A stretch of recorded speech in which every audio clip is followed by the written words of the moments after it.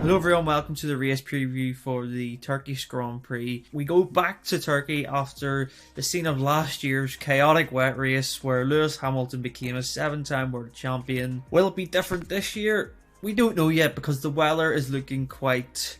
it's on the sketchy side, put it that way. The rain could be on its way, and with the surface that they have in Turkey, it does create that sort of marble effect where the track becomes quite difficult to drive on and the grip isn't really there, so that'll make for an interesting race if it does rain. But if it stays dry, who will be the contenders for the race? We do know, of course, we're always going to say it, Mercedes and Red Bull are the front running teams this year. I do believe that with the steps that Red Bull have made, this track will suit them very much. It suited them in the past, in the V8 era. It's difficult to say if they can dominate because Mercedes have gone so well around tracks that they weren't expected at this year. I think that with the car this year that Mercedes have, I think that there is room for them to really, go for a aggressive approach and try to get a 1-2. The question mark is Lewis Hamilton's engines and will his allocation, will he have to take a new engine? It hasn't been confirmed yet by the team,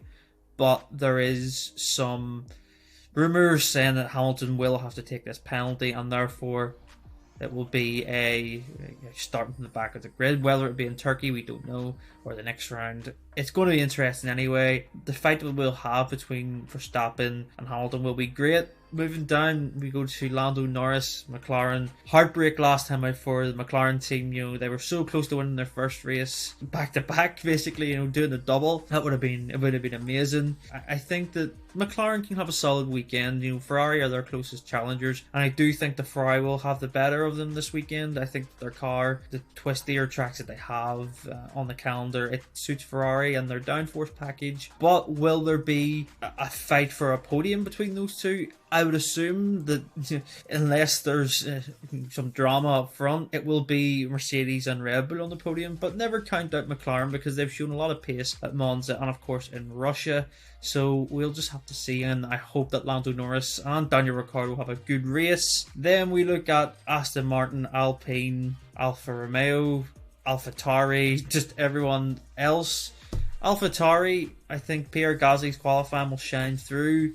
And I do think that Yuki Tsunoda will have a better weekend that he's had in recent races. And of course, will Sebastian Vettel get back on the podium? He got on the podium here last year for Ferrari. Can he do it with Aston Martin? If it's wet conditions, I wouldn't rule out Vettel. He likes this Turkey circuit. And of course, can Esteban Ocon or Fernando Alonso do something with that car? It changes a lot week on week. They're quite... how would you say? They're up and down, and yeah, I'd just like to see a bit more consistency there from the Alpine team. Williams, Alfa Romeo, Haas. Williams, George Russell, can he get into the points again? I think so. If it's a wet race, he'll be up there, of course, and in qualifying, watch out for him. And like I said, the rest of the grid, they won't really do much unless it's a wet race, but there's always room for a surprise. Let me know what you think of the race this weekend. Let me know your top 3 in the comments below, and make sure to subscribe to Crash F1 for more content.